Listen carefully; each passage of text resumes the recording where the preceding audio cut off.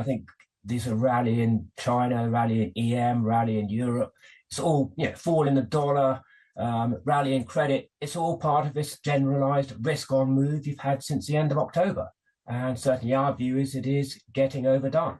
As we've been talking about, it's based on the fact that the Fed is going to slow down its rate hikes. It's close to a peak. That may or may not be true, but sort of certainly we don't think we're close.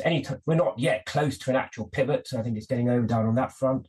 And the fact of the matter is, corporate earnings are still the bit of the market which has yet to drop, in that valuations are the reason why markets have come down. They're not super cheap yet. And corporate earnings, if we are heading towards a recession, you've got significant downward revision. So I think this rally in EM, the rally in markets generally, our view is that this is sort of akin to what we saw in the summer, and we haven't yet seen a true bottom in markets. Rupert, it certainly is a lot of cheer, isn't it? You take a look at some of the major markets. The FTSE's been stunning, French market in particular, the Dow. You've seen these very strong sort of V-shape, or if you take it further back, W-shape type of recoveries. And if we're getting to the point where we have to reconsider some lower territory from here, what is the catalyst? Because there's so much Fed watching at this point. Is that the catalyst that tips the market south, some more hawkish commentary? I wish I knew. One potential catalyst, I don't know whether it'll happen or not, is clearly the inflation data, because arguably it's the inflation data back in sort of the October numbers, which provided a very nice, pleasant surprise, and we had the sort of 5% bounce in the markets on the day. If we get a sort of nasty number in the next release, that could well be the catalyst for sort of markets sort of reappraising everything. And the fact of the matter is, regardless of your medium-term view on inflation, the inflation numbers are very, very volatile on a month-on-month basis. So to be honest, it's anyone's guess whether next month is going to provide a positive surprise or a negative surprise. So I don't know what's actually going to cause the sort of retracement in the markets. But certainly if you look at what normally is consistent with markets bottoming, in previous cycles, we're not there yet. You need to see the actual Fed pivot. You need to be much closer to the end of corporate earnings being downward revised. We're only sort of close to the beginning. So I don't know what the catalyst, but we're certainly very much in the camp that this rally is now getting overdone.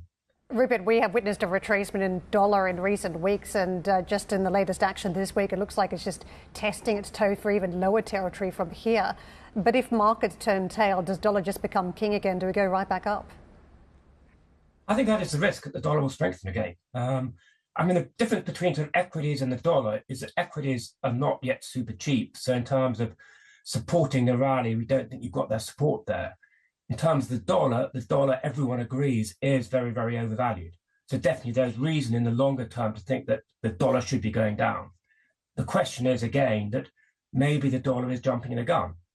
Because typically what happens is the dollar, you don't see a sustained fall in the dollar until the Fed pivots, until you see a sustained, rally in risk appetite.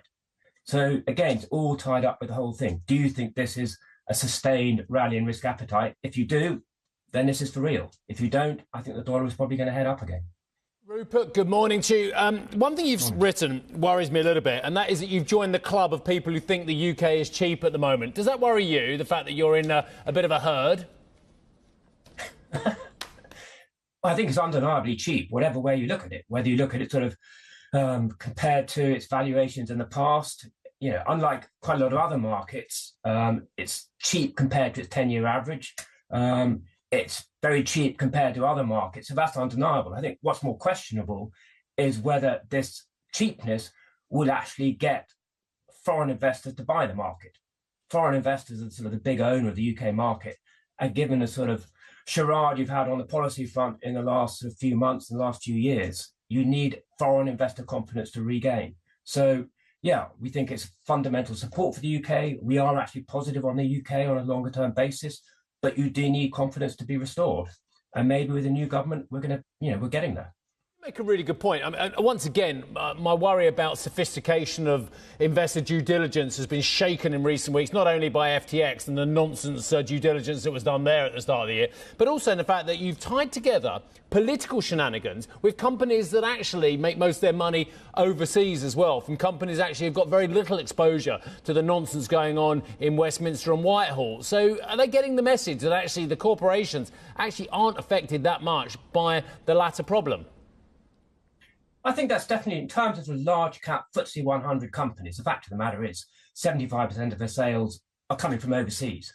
So in a sense, the fact that the economy is now in recession and maybe it's going to stay in recession for the next year or so is not a big deal.